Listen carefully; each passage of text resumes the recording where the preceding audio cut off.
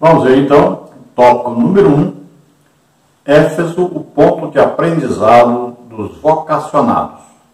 Subtópico 1, o ponto de partida. Em lição anterior, vimos que Antioquia foi o lugar de desenvolvimento vocacional do apóstolo Paulo, Atos 13, 1. Em Éfeso, o apóstolo permaneceu mais tempo e, por isso, dali surgiu um local estratégico para formar novos discípulos. Assim, preparar seus colaboradores vocacionados para atuar nas igrejas da Ásia era uma tarefa importante, pois o ministério de Paulo já estava mais independente dos apóstolos de Jerusalém, embora não perdesse a comunhão com a igreja-mãe. Logo, sem uma boa preparação dos novos líderes, a obra de Deus não pode ser feita com eficácia. É preciso cuidar das novas vocações. Então vimos aí que Paulo foi mentorado, foi discipulado por Barnabé e passou um tempo em Antioquia, ou Antioquia, como quiser, e lá então ele pegou experiência. Ele estava ao mesmo tempo aprendendo e ao mesmo tempo ensinando. Então ali ele foi pegando experiência. Ele já tinha pregado em Damasco, e pregou em Tarso, também em Antioquia ou Antioquia, em alguns outros lugares. Então ele pegou experiência. Ele não só pregava, ganhava as almas, como também discipulava essas almas. Aí agora nós vemos que ele faz a primeira viagem missionária, a segunda viagem missionária, e agora estamos entrando na terceira viagem de Paulo.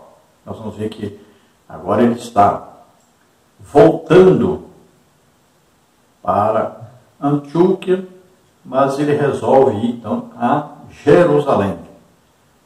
E vamos ver que ele faz agora a sua despedida. Ele sabe o que espera em Jerusalém, foi avisado pelo Espírito Santo. Então agora ele vai ensinar aos liderados dele, aqueles que ele colocou para liderar as igrejas. E aqui, especificamente, ele vai falar para os líderes de Éfeso.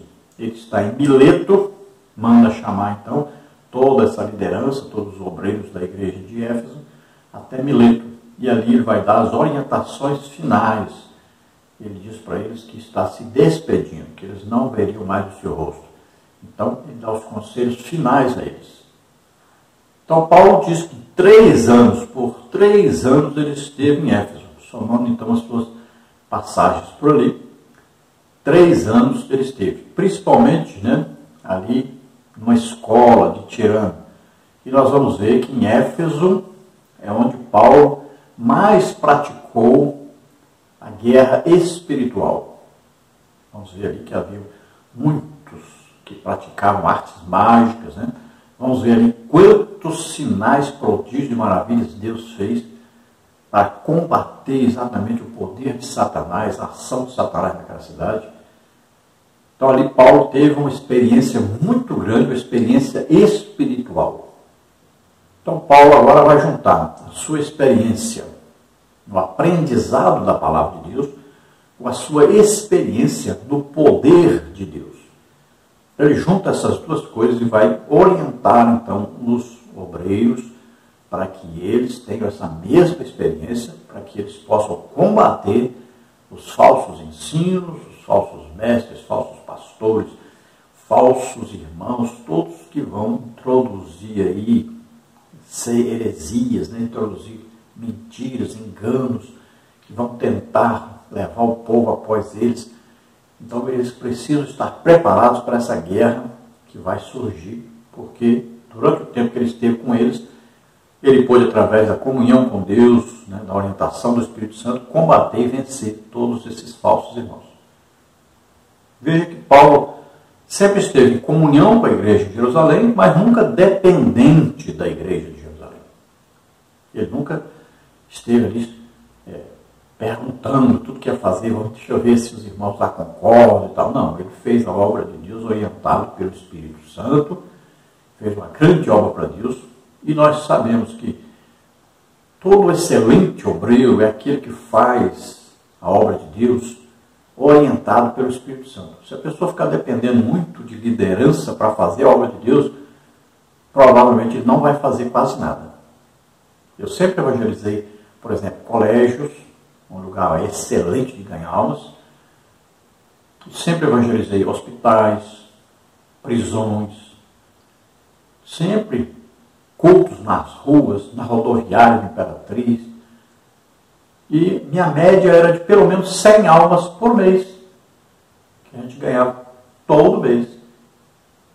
Mas eu pedia alguém para fazer isso? Não, eu ia fazer, é obrigação minha. Aquele que aceita Jesus como Senhor e Salvador e tem comunhão com o Espírito Santo, ele é orientado, é direcionado a fazer a obra de Deus. Não precisa ficar perguntando para A ou B, o que pode fazer, o que deve, o que não quer, como é que vai fazer. Não, ele vai fazer a obra de Deus. Então, você faça a obra de Deus. Lembre-se sempre de estar sempre orando muito em línguas, jejuando e estudando a palavra de Deus. E é só isso. Creia em Deus, deseje o poder de Deus na sua vida, acredite que Deus vai te usar tremendamente. E você vai ganhar muitas almas. Nós tivemos o campo missionário, foi 630 almas que aceitaram Jesus, abrimos 8 igrejas. Então esse é o trabalho de Deus, trabalho missionário, trabalho que Deus quer que todos façam. Agora, é importante ouvir, né, os obreiros mais experientes sempre. Então, ter orientação. Você pergunta, como é, vou fazer isso aqui, estou fazendo isso aqui, está acontecendo assim. Então, o que eu faço? Como é que eu resolvo isso? É importante, porque eles já passaram por isso. Então, em muitas oportunidades, eu recorri a pessoas experientes, né? Fui perguntar, olha, passei por isso, está acontecendo assim, o que eu faço e tal. Então, é importante ter aí conselhos dos mais idosos. Na multidão dos conselhos se acha sabedoria. Estou ainda no tópico 1, agora o subtópico 2, Paulo e o despertamento de novas vocações. O ministério de Paulo tomou uma proporção muito ampla. Era um ministério internacional. Para levar as boas novas aos centros culturais do mundo, ele não podia atuar sozinho. Por isso, o apóstolo arregimentou e investiu em pessoas que o auxiliassem a levar o evangelho. Podemos citar nomes como os de Timóteo, Sópatro, Segundo, Trófimo, Atos 20, versículo 4, Tíquico, Efésios 6, 21, 22, Colossenses 4, 7, 2 Timóteo 4, 12, Tito 3, 12, Tito, Aristarco, Colossenses 4, 10, Filemão, Gaio e tantos outros. Essas pessoas recebiam ensinos diretamente de Paulo, ou seja, o ministério do apóstolo despertava novas vocações. Então, além desses, né, podemos citar aí Lucas, o médico que andava sempre com Paulo, podemos citar aí Silas e vários outros, então, que estiveram com Paulo e tiveram contato assim, mais íntimo, né? Seguiram, acompanharam, passaram pelos mesmos problemas, sofreram junto. Então, pessoas que ele foi auxiliando na formação do caráter ministerial de cada um. Pessoas que se destacaram depois fazendo a obra de Deus. Então veja que Paulo, em íntima comunhão com o Espírito Santo, ele não via apenas o local. Hoje nós temos muito problema assim, que a pessoa enxerga só o local onde ele está. Às vezes, só o bairro onde ele está, ou às vezes, no máximo, aí, a cidade onde está, né? Mas ele não vê o estado, o país, não vê o continente, não vê aí o mundo inteiro. Então ele não tem uma visão geral. E essa visão geral é importantíssima. Nós somos chamados para fazer grandes coisas para Deus. Atingirmos milhões de pessoas. Não é apenas uma pessoa, 10 pessoas, 20 pessoas, 100 pessoas, 500 pessoas. Não. Nós somos chamados para fazer grandes coisas para Deus. Acredite no potencial que Deus colocou dentro de você. Nós temos dentro de cada um de nós o Espírito Santo. E ele tem todo o poder necessário para nós fazermos uma grande obra para Deus. Não deseje apenas ganhar. Eu quero ganhar aí 100 almas esse ano. Não. Deseje ganhar 1 milhão de almas. Deseje coisas grandes. Nosso Deus é grande, poderoso. E Ele pode fazer muito mais do que você pensa. Então deseje, se coloque à disposição e Deus vai te usar tremendamente. Então Paulo não tinha essa visão apenas local, mas era uma visão mundial. Tanto é que ele pregou em vários países, né? E hoje nós vamos ver aí que ele atingiu aí toda a região da Ásia, onde hoje chamamos de Ásia, né? E ali a Europa toda. Veja só, ele atingiu toda aquela área ali, pregando o Evangelho, ganhando almas, implantando igrejas ali em toda parte. Veja só, um trabalho até intercontinental, importantíssimo. Veja que o Evangelho no tempo de Paulo cresceu muito mais do que hoje. Nós temos aí toda essa tecnologia que nós temos e nós não conseguimos atingir a área que o apóstolo Paulo atingiu. Nós temos hoje quase a metade do mundo que nunca ouviu nem o nome de Jesus. Impressionante, mas é verdade. Então, com toda essa tecnologia que nós temos muito poucas pessoas que realmente fazem uma grande obra para Deus. No subtópico 3, nós temos aí Paulo, um mestre inspirado. O apóstolo Paulo aproveitou a boa vontade de seus filhos na fé para o aprendizado no Evangelho. Nesse sentido, ele tornou-se um mestre inspirado para os que o ouviam. 2 Coríntios 2, 12, 13, 17, 1 Coríntios 4, 17, 7, 40, Gálatas 1, 8 e 9. Pois o apóstolo recebera revelações do próprio Senhor, Gálatas 1, 12. Assim, Paulo reunia vocacionados para dar as instruções de como pastorear a igreja local. Não por acaso temos 3 epístolas paulinas denominadas de cartas pastorais, 1 e 2 Timóteo e também Tito. Ali há instruções sobre como pastorear uma igreja, falar com diversas pessoas da igreja local, segundo suas faixas etárias. A constituição e a preparação de novos líderes era um cuidado constante do apóstolo. Esse deve ser o nosso cuidado também, pois a estabilidade ministerial da igreja local depende disso.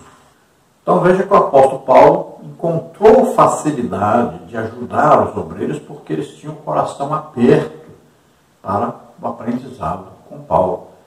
Por que isso? Porque Paulo não era apenas teórico, porque ele praticava aquilo que ensinava. Hoje existe um grande problema com isso. Nós damos várias palestras aí para obreiros e a gente vê que eles encontram muita dificuldade, porque eles não veem na sua liderança a prática daquilo que eles são ensinados.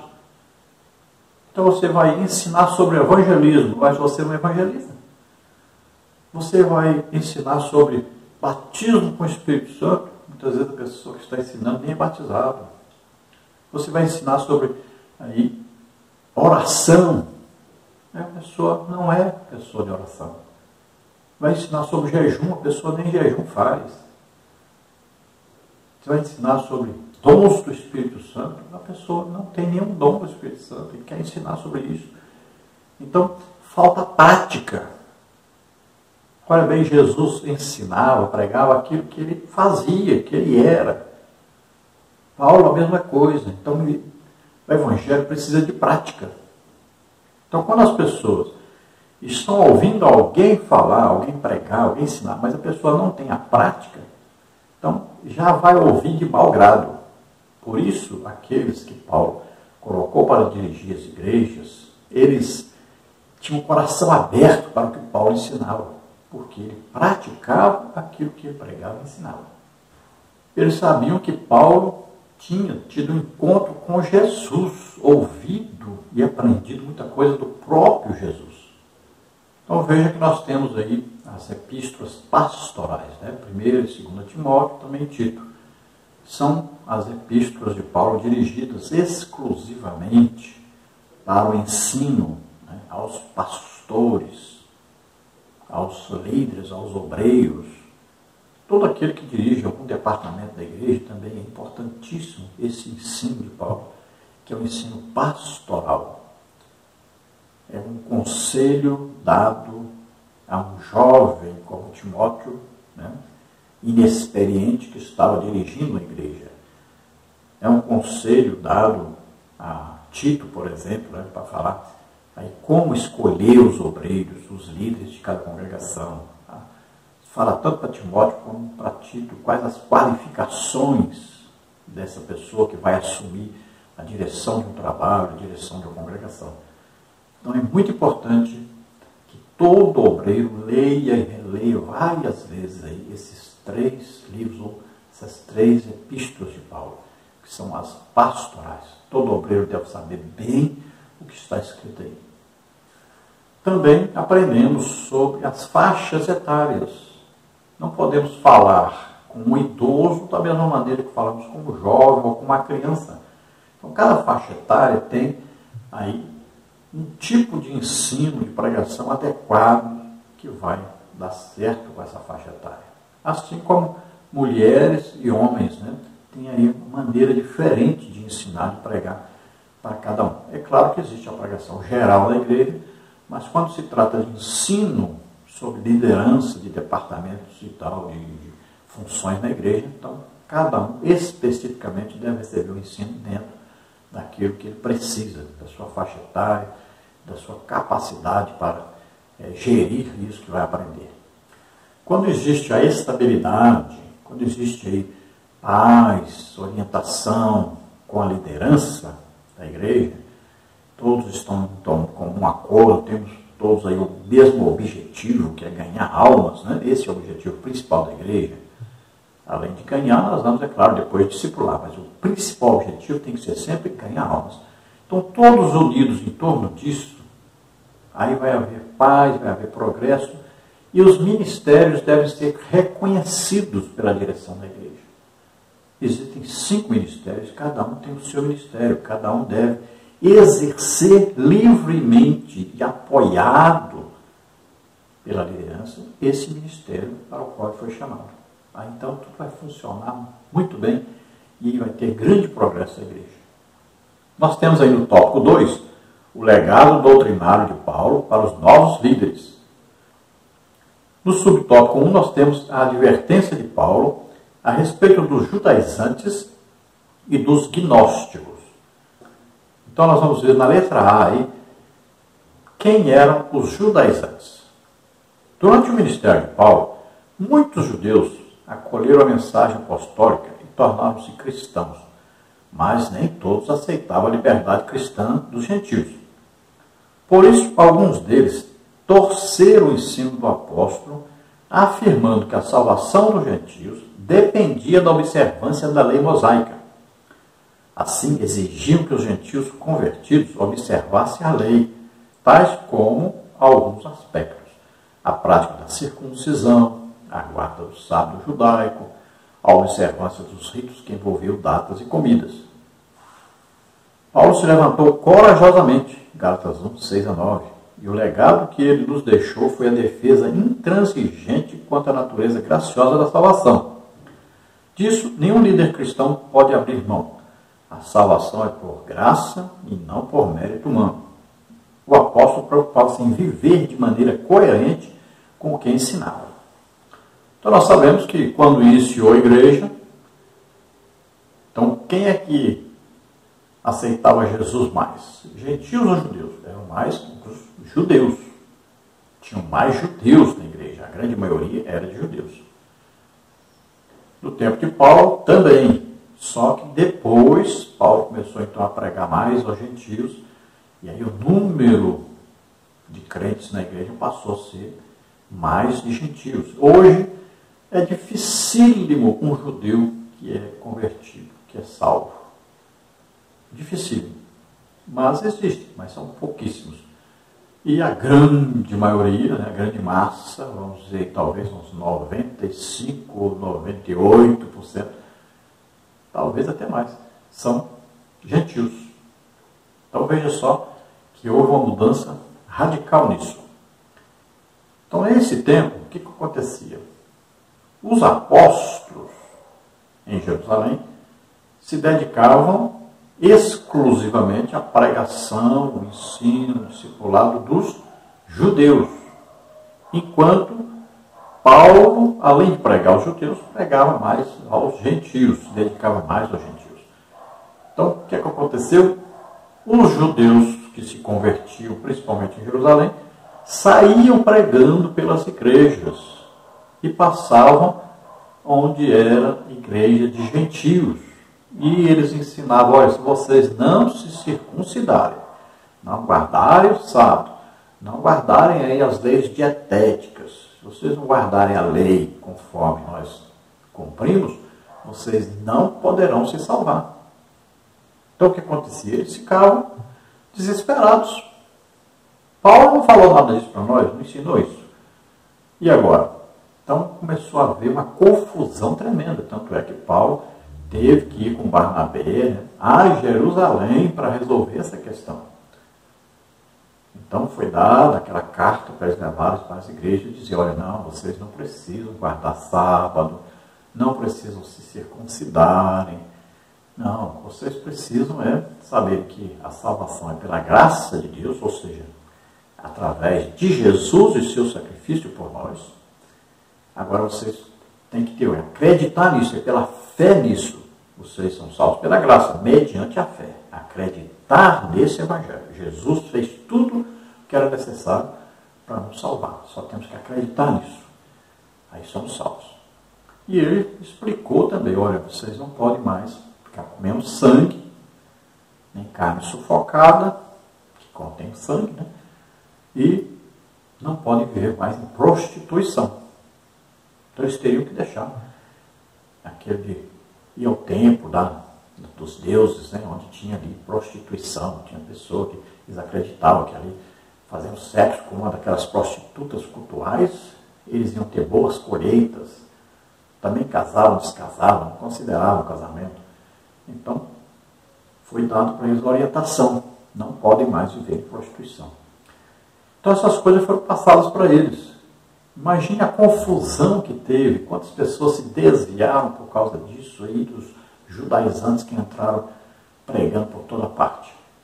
Então, Paulo está agora falando aos obreiros sobre isso. Cuidado com essas pessoas. Também existiam outros tipos de ensino. O gnosticismo, por exemplo, ensinava que o corpo para nada presta, pode fazer o que quiser com o corpo. Olha só. Já tem outro ensino gnóstico também que dizia que o corpo tem que ser escravizado, tem que sofrer. Então são vários ensinos que conduziam as pessoas para o lado errado. E Paulo então vai ensinar sobre isso, advertir sobre isso. Inclusive o que nosso ensino ensinava que toda a criação foi criada por um ser que era imperfeito. Olha só, vamos ver mais detalhes na letra B aí. Mas Paulo, então, teve que combater. Aí na letra A nós falamos sobre aí, o judaizante. Não tem essa palavra na Bíblia, mas é aquele que queria exigir que os cristãos seguissem a lei literalmente. Tinham que guardar sábado, tinham que fazer circuncisão, não podiam comer carne de porco, aquelas coisas, aquelas leis dietéticas, tudo aquilo eles queriam exigir. E diziam para eles, se vocês não fizerem isso, não serão salvos. E queriam também obrigá-los a seguir aquelas datas, né? Datas comemorativas, lá, Páscoa, ali o dia da expiação, aí tinha as festas das cabanas, né? Pentecostes. Todas aquelas festas judaicas, eles queriam que eles seguissem e estivessem ainda em Jerusalém nas festas, imagine. Eram exigências absurdas. Então fizeram uma grande confusão, atrapalharam muita gente. Mas Paulo lutou contra eles, foi a Jerusalém e conseguiu então a vitória. Mas corria o risco de quando Paulo não estivesse ali, eles voltassem a atacar novamente, a perturbarem a igreja novamente. Então eles tinham que ensinar a verdade. A Bíblia diz bem claro, e Paulo escreveu aos Efésios sobre isso, orientando quanto à salvação. Olha, pela graça sois salvos por meio da fé. A graça não vem de nós, não vem de vós. A salvação não vem de vós. Então vem de quem? Vem de Deus. Né? Então, nós somos salvos pela graça de Deus mediante a fé. Então, olha lá, aprove a Deus salvar os crentes pela loucura da pregação. Efésios 1,13 diz o quê? Nós estamos em Cristo depois de quê? Depois de ouvirmos a palavra da verdade, o Evangelho da salvação. Então ouvimos a pregação do Evangelho. Olha, prove a Deus salvar os crentes pela loucura da pregação. Então ouvimos a pregação do Evangelho. Aí Paulo diz, tendo nele crido, então ouvimos e cremos nesse Evangelho. Então a fé entrou em ação, acreditamos, é fé. Aí então nós recebemos a promessa do Espírito. O Espírito Santo vem morar em nós, ou seja, somos salvos, porque ouvimos o Evangelho e cremos no Evangelho, então recebemos o Espírito Santo. Isso é que deve ser ensinado. E Paulo se preocupava sempre em quê? Em viver aquilo que ele ensinava e pregava.